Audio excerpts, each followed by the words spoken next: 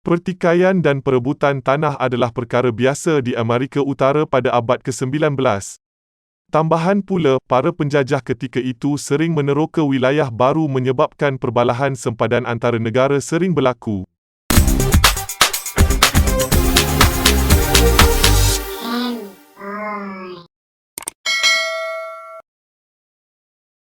Satu perjanjian khas yang telah ditubuhkan bagi menyelesaikan pertikaian seperti ini. Perjanjian ini telah ditandatangani oleh Amerika dan Britain berkaitan sempadan Oregon di sepanjang pergunungan Rockies dan Lautan Pasifik yang kini sebahagian daripada Kanada. Perjanjian Oregon. Perjanjian Oregon menyatakan bahawa perbatasan antara Amerika Syarikat dan British telah diukur pada paralel barat ke-49, satu pembahagian yang kekal hingga ke hari ini. Walaupun ia kelihatan mudah tetapi keadaannya agak rumit apabila diambil kira beberapa kepulauan yang terletak di barat daya Vancouver. Perjanjian itu menyatakan bahawa perbatasan itu melalui tengah selat yang memisahkan benua dari Pulau Vancouver.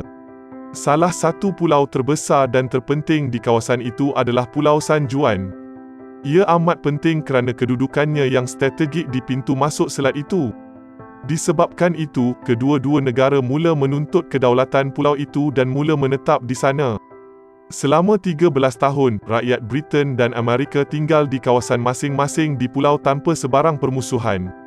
Kehadiran rakyat British dilihat lebih ramai di pulau itu sementara hanya sekitar 20 hingga 30 pendatang Amerika sahaja yang mula bertapak di situ.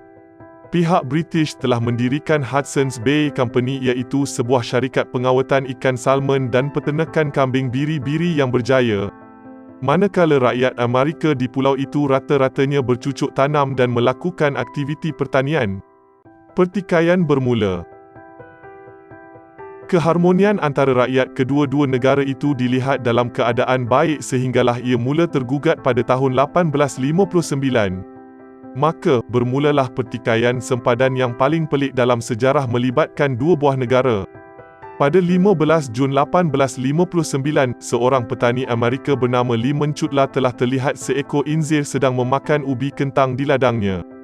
Cutler yang berang telah menembak inzir itu tanpa mengetahui bahawa haiwan itu milik salah seorang warga Britain. Pemilik inzir yang merupakan salah seorang pekerja Hudson's Bay Company yang bernama Charles Griffin. Dia mempunyai beberapa ekor inzir dan diketahui sering melepaskan haiwannya untuk berkeliaran di sekitar pulau itu. Kejadian inzirnya menceroboh ladang milik Cutler mungkin juga bukan yang pertama kalinya.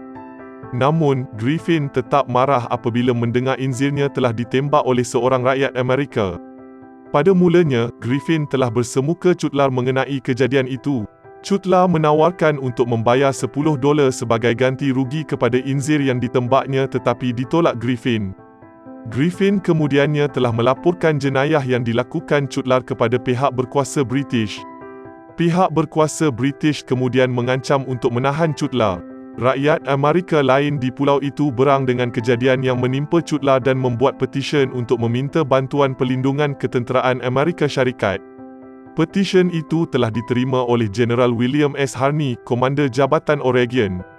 Harney yang diketahui seorang yang anti-British tidak teragak-agak untuk mengarahkan seramai 66 orang tentera bersenjata untuk pergi ke Pulau San Juan pada 27 Julai. Gubernur British menghantar 3 kapal perang.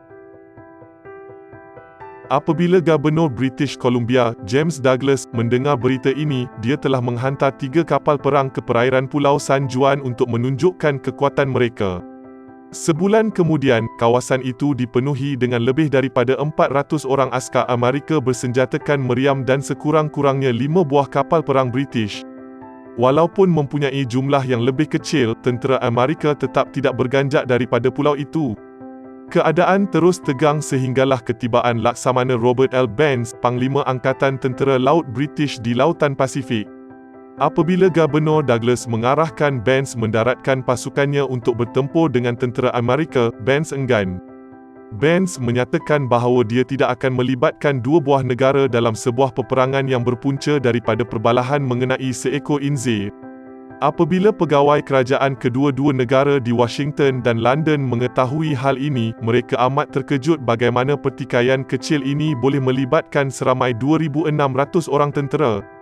Kedua-dua pihak mula campur tangan dan mengadakan perbincangan.